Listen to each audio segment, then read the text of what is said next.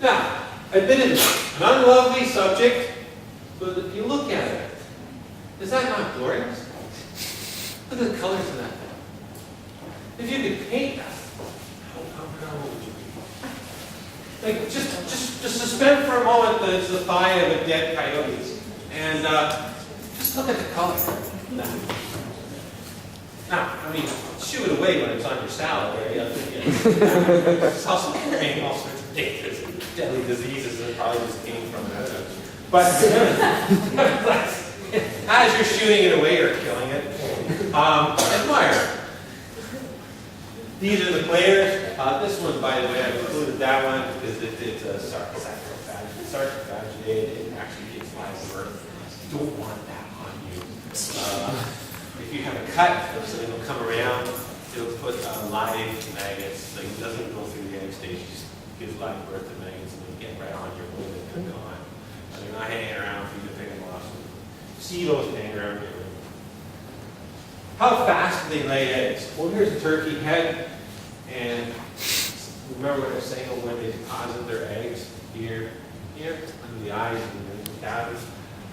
That's 1 hour after harvesting. That turkey has eggs on it, fly eggs on it, which were not apparent until I skinned out the head. That's incredible. How fast is that? And that's on a cool spring day, maybe 12 degrees Celsius. Really good. When I say they're our main competitors, we're really good at trying to get our food. Actually, there's a hypothesis the reason we cook our meat, our cooked food, is because flies won't lay eggs on cooked meat. So there's a reason why we would have cooking as part of our cultural past and prehistoric past as well. So we didn't have fridges. There's a turtle. Some moron ran over it on the side of the road. And it was crawling across my front lawn. And look at it. A broken shell, that's all. Just a small broken shell filled with fly eggs. Blowfly eggs. That would be an unpleasant demise for that turtle. So I just took a toothbrush and scraped out all the eggs and covered it with some duct tape and put it in the back of the swamp. The duct tape would just allow it to knit, the shell would knit, and then it'd be fine. But if you left those maggots on it, and I've actually since seen that turtle, but if you left those maggots on it, that would be very unpleasant for that. That's just a jar of maggots. But they're in alcohol. Interesting. So when you go, what I do is I go to the different carcasses I have scattered around here. I have some unofficial permission from the ground. Yeah, the grounds. Yeah. You talk to the bosses, they're always reticent, right? Because they're always working there. You have to just say the person who actually goes and checks the grounds, give them a bottle and a rye or something, and then say, wink, wink, nudge, nudge, with the carcass, so we'll where you stay. And there's maggots in the water. And you can see, look at the different sizes, right? Look at these little guys here. And then these much, much bigger ones. And these are all, this carcass is saying, like they've all come in. So what we have is a series of waves, probably different species. These would be the blue caliphoras, and these are the smaller green ones there. That's their mouth part. As a tip, a good cheap microscope is a scanner. If you collect butterflies or anything like that, you just put them on a scanner, you can get these images. If that thing's a millimeter long, I just scanned it on a cheap equipment. There's maggots at the wandering stage, and they're coming off a dead goose that I found up north. And I had, when I found a dead goose, I just tied it with a wire to a tree so the bear would take it away. So that I wanted to get the maggots off it. And suddenly at some point you get this wandering stage.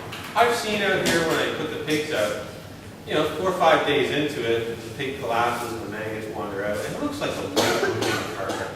And actually, if you can catch it just before that, it looks like an artesian well of white froth coming out. A friend of mine, Steve Schofield, who did work in Africa with Tessie, and there was this horrible smell when they were looking across a gorge. They couldn't figure out what it was, but there was this white waterfall off the side of the gorge. As they got their binoculars, it was actually a dead elephant. and the waterfall was maggots falling out. So they're incredibly capable of producing a lot of individuals very rapidly. Here you have the pupae on some fur that I took off just for the picture. Well, that goes here. So this is a coyote carcass I put out, and remember I was talking about how they go to the watering stage, so then the maggots crawl through the grass here. And then I put these emergence containers out, and you see here these cuttings, and this is where I cut some soil out and brought it actually onto my back here, and put them in these bags. And so anything that's in here that hatches as a fly can come up and go into this pop bottle and then into this bottle. And then I can collect them, and I can, day by day, I can do a count of different species. And then that's just a close-up. And then this is the actual emergence container held down onto the soil. And you can see that's a small area. Like that's 10 centimeters across. And look at all the flies emerging out of that chunk of soil off of one coyote. It's about 1.5 meters away from the coyote. That's a lot of animals coming up. So we're talking about extremely prolific creatures.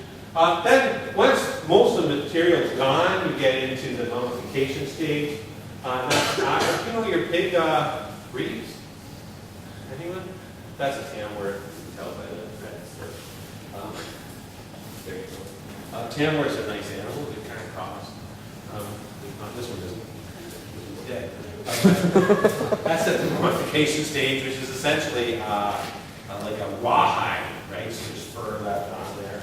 And if you think, and there's a mummified beaver.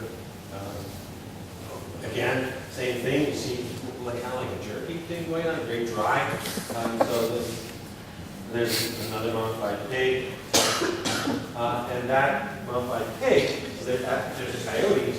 That's about 5 weeks. 5 weeks to do that. At this point, the crows and turkey vultures get it. Once they do that, reduce it to that. It takes them 2 weeks.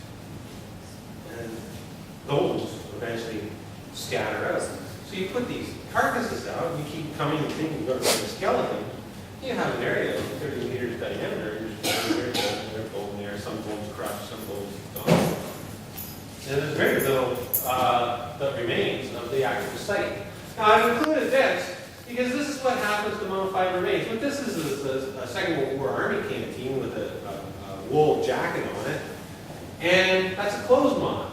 So when I'm talking about eating mummified remains, wool is actually a protein. It's like the same animals that attack mummified remains also attack wool.